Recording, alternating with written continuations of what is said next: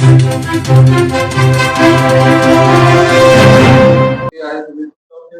आरोप केले जात आहेत की पहिली आता अटकेची मागणी केली, एसआयटीची मागणी केली, जमिनी परत कराव्या अशी देखील मागणी केली. सगळ्या संदर्भात काय म्हणलं? मुळामध्ये ही जी जमीन घेतलेली आहे ही 85 एकर जमीन आहे आणि या 85 एकर पैकी 2002 ला ही जमीन घेतलेली आहे कारखान्यासाठी, इथेनॉल कारखान्यासाठी. परंतु ते इथेनॉल कारखाना सरकारचं धोरण बदलल्यामुळे त्या ठिकाणी होऊ शकला नाही आणि हा कारखान्याची जमीन आहे तशीच त्या ठिकाणी राहिली. ही जमीन खरेदी जी केली आहे ती जमीन खाजगी सहमतीने खरेदी केलेली जमीन आहे, वर्ग 1 ची जमीन आहे. जी तक्रार आता परवा दाखल झाली की महार वतनची जमीन आहे. मुळामध्ये माननीय महसूल मंत्र्यांनी या विधानसभेत प्रश्न विचारला असताना त्यांनी सांगितले की जमीन महार वतनची नाही, वर्ग 1 ची जमीन आहे आणि वर्ग 1 ची जमीन कुणालाही खरेदी करता येते. या ठिकाणी ते धिंडोरा पेटवला जातो की महार वतन महार वतन. महार वतनचा आणि या जमिनीचा शून्य संबंध आहे. त्याचे कागदपत्र विधानसभेमध्येच महसूल मंत्री यांनी दिलेले आहेत.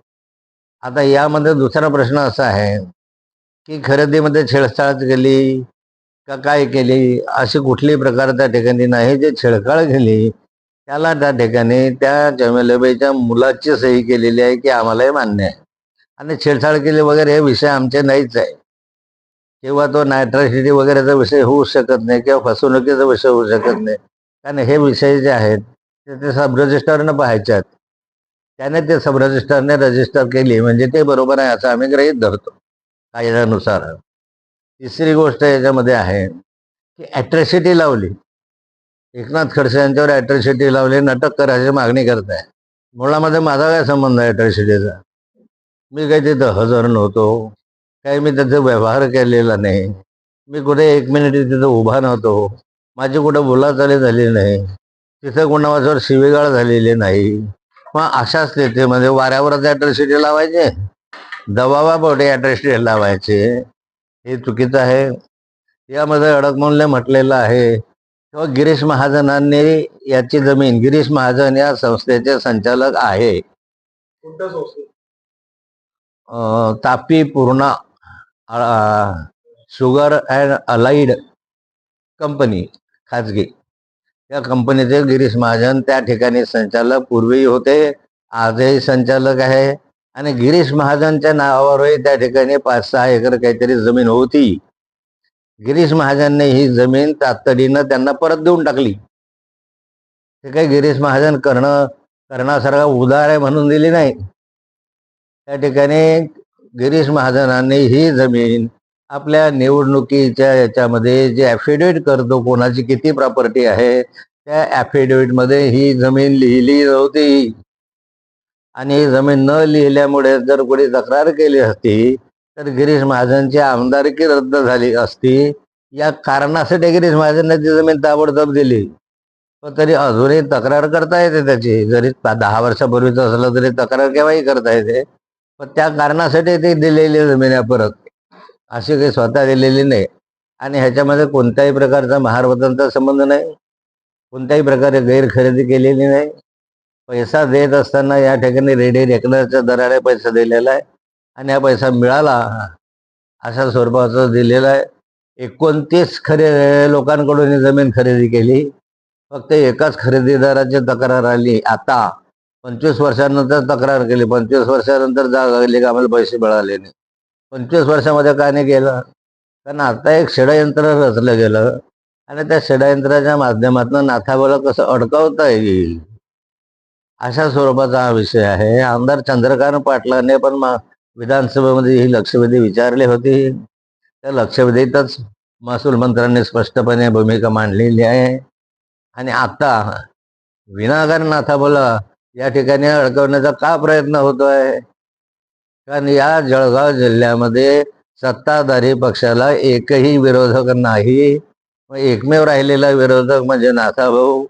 मग एकनाथ खडसेंना कसं नाउमेद केलं पाहिजे, कसे खोटे गुन्हे दाखल केले पाहिजे, कसं राजकारणामध्ये चूप बसवलं पाहिजे, हा यांचा प्रयत्न दिसतोय. सगळ्या प्रकरणात गुन्हा दाखल झाल्यानंतर पोलिसांनी तुमची काही चौकशी केली का आतापर्यंत? नाही, अजून तरी काही चौकशी केली नाही, पण चौकशी केली तर आपण काय त्यांना आहे कागदपत्र द्या देऊ. हो, याच्यामध्ये तुम्ही असं म्हटलं होतं की हा इथेनॉल प्रकल्पासाठी ही जमीन घेतली. हम्म. इथेनॉल साठी ही जमीन घेतलेली इथेनॉल प्रकल्पासाठी. मात्र तापी पूर्ण शुगर इन्स्टिट्यूट असं तुम्ही म्हटलेलं शुगर कारखान्यासाठी. तो नेमकं काय संबंध निर्माण होतो? त्याच्यासाठीच घेतले होते, शुगर अँड अलाइड इंडस्ट्रीसाठी घेतली होती जमीन. आणि ही जमीन खाजगी घेतलेली आहे, ते इंडस्ट्रीच्या नावाचे नाही आहे. एकनाथ खडसे, शारदा खडसे, गिरीश महाजन अशा खाजगी खरेदीने त्या जमिनी गेल्या. त्या कारखान्याच्या जमिनी आहे, ते वेगळ्या जमिनी आहे. त्यांचा एक आक्षेप आहे की ही जमीन तापी पूर्ण शुगर अलायन्सच्या नावाने पहिल्यांदा घेतली गेली. त्यानंतर वर्ग एक मध्ये तुम्ही तिला कन्वर्ट करून ती खाजगी करून घेतली. ते काय नाही, मी केली नाही असणे. महसूल मंत्री जे सांगतात ते खरं आहे विधानसभेत. आणि दुसरा अजून एक आक्षेप आहे त्यांचा की ही खरेदी करताना शारदाताई कुठेच नव्हतं तरी त्यांच्या नावावर खरेदी कशी काय? जो खरेदीदार आहे तो असायला पाहिजे होता काय? शारदाताई तिथं होती. शारदाताईच्या 4 सह्या वेगवेगळ्या ठिकाणी तिथं दिसत आहे. शारदाताईने खरेदी खतावर सही केलेली आहे. शारदाताईने स्टॅम्पवर सही केलेली आहे. शारदाताईने त्या ठिकाणी जी रक्कम चिठ्ठी भरतात पैसे पहिल्यांदा त्याच्यावर सही केलेली आहे. सगळ्या ठिकाणी शारदाताईच्या सह्या आहे. आणि ह्या सह्या ज्या आहे त्या सब रजिस्ट्रारच्या सामने आहे. तो कशाला रेस घेईल त्याच्यामध्ये? जमिनीबाईंनी तिथं अंकाय घेतलेला आहे, त्यांना सही घेतली तर त्यांचं असं म्हणणं होतं की तिथे दस्तूर आणि दस्तूरचं नाव पाहिजे होतं. त्याच्या खाली दस्तूरचं नाव आहे त्याच्या मुलाचं.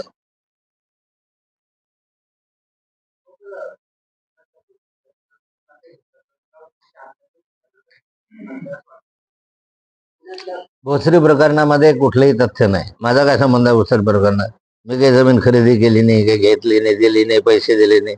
फक्त म्हणे एक मीटिंग तुम्ही घेतली म्हणून ईडी लावा. नुसत्या मीटिंगमुळे ईडी लागते हे पहिलं उदाहरण आहे.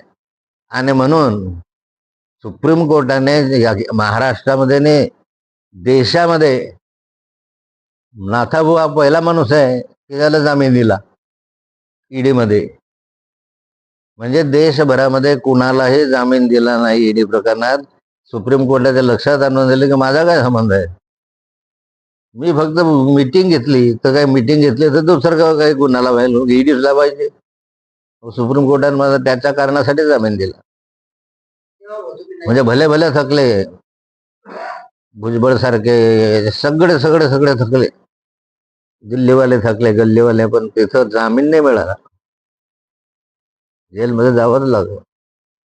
फक्त मी जसा माणूस आहे की बाहेर आहे.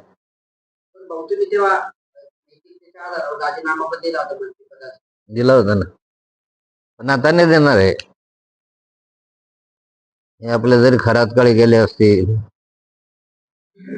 अशोक खरातांचे शिष्य असतील, त्यांना भेटले असतील, जाऊन आले असतील, त्यांच्या संग रात्र गमावली असेल, तरी हे राजीनामा नाही देणार.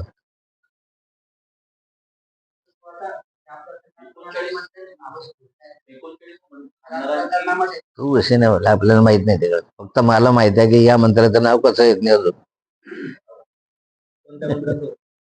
या मंत्र्याचं म्हटलं नाही, त्यामुळे तुम्ही समजून जा कोणी मंत्र्याचं. मला नाही माहित.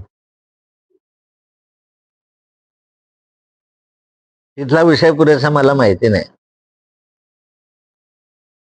चला.